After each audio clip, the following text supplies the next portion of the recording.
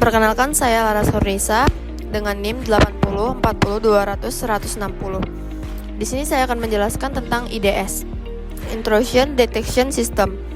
Itu adalah sebuah teknologi keamanan yang digunakan untuk monitor lalu lintas jaringan atau aktivitas sistem guna mendeteksi dan merespon potensi akses tidak sah atau aktivitas jahat.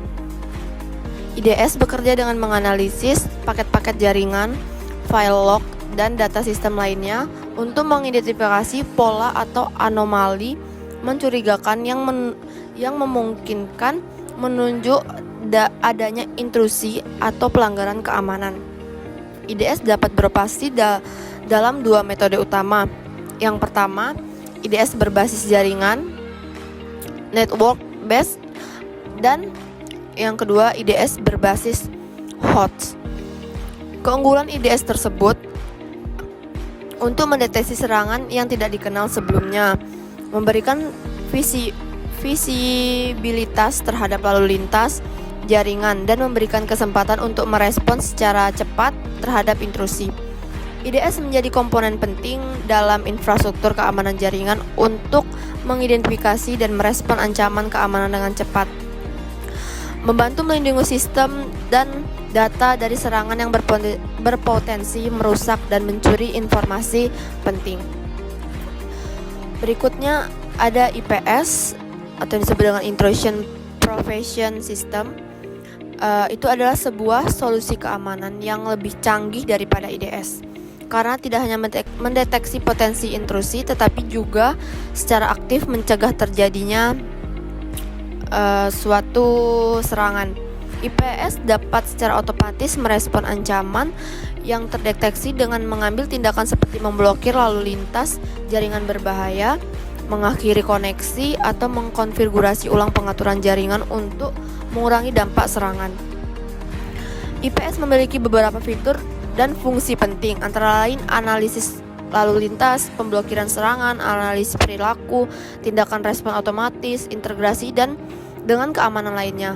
Dengan menggunakan IPS, organisasi dapat meningkatkan keamanan jaringan mereka dengan mencegah serangan sebelum mereka berhasil mencapai sasaran. Hal ini membantu melindungi data sensitif, menjaga ketersediaan layanan, mengurangi dampak serangan terhadap sistem dan infrastruktur mereka.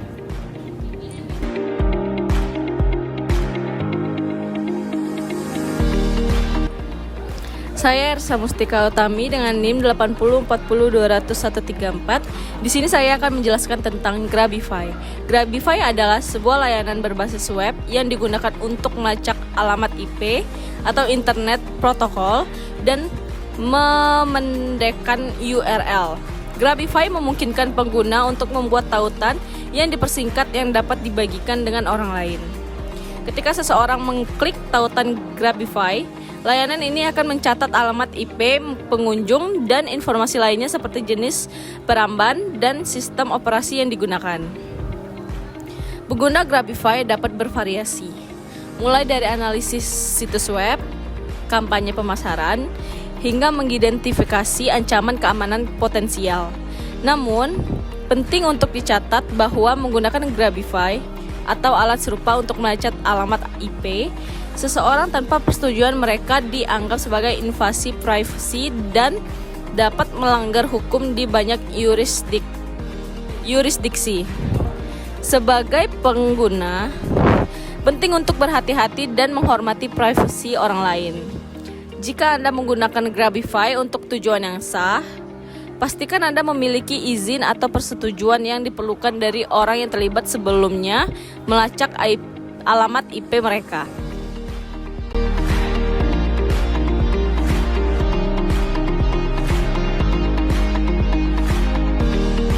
Saya Rizky Batullah dengan NIM 80 40 200 122. Selanjutnya saya akan menjelaskan tentang Nmap. Network Mapper adalah sebuah alat pemindaian jaringan yang populer dan kuat yang digunakan untuk eksploitasi jaringan dan audit keamanan.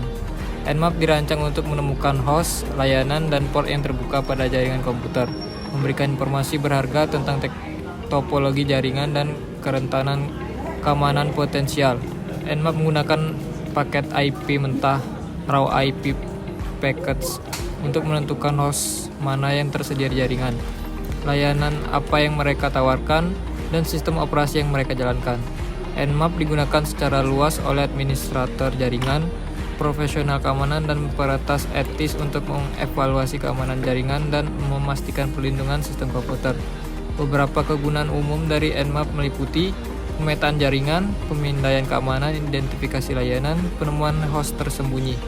Meskipun Nmap adalah alat yang kuat dan bermanfaat, penting untuk digunakan dengan etika dan izin yang tepat. Penggunaan Nmap harus sesuai dengan hukum dan etika keamanan informasi dan harus mendapatkan persetujuan dari pemilik jaringan sebelum melakukan pemindaian atau analisis yang melibatkan infrastruktur jaringan orang lain. Terima kasih.